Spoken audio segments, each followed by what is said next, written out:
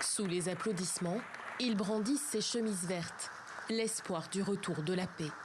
Les militaires au pouvoir et des groupes civils ont signé ce lundi un premier accord de sortie de crise.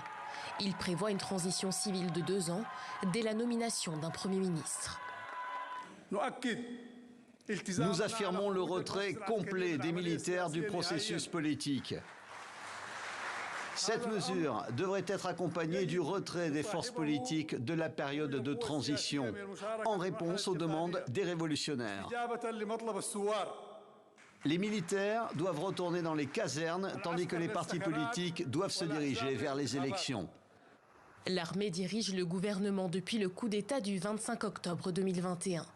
Elle devrait former un nouveau conseil de défense et de sécurité qui sera placé sous la direction du chef du gouvernement. L'accord mentionne également une unification de l'armée soudanaise avec une reprise du contrôle des entreprises possédées par les militaires. Insuffisant, selon une grande partie de l'opposition. Cet accord est totalement inacceptable. Nous le rejetons parce que les revendications de la rue n'ont pas été entendues. L'un de nos objectifs était de faire tomber le conseil militaire du coup d'État et de le mettre face à ses responsabilités. Alors que des centaines de Soudanais défilent à Khartoum contre cet accord cadre, militaires et civils prévoient de se retrouver d'ici à quelques semaines pour signer un second volet. Il devrait concerner des dossiers sensibles, tels que la justice transitionnelle ou encore la réforme de l'armée.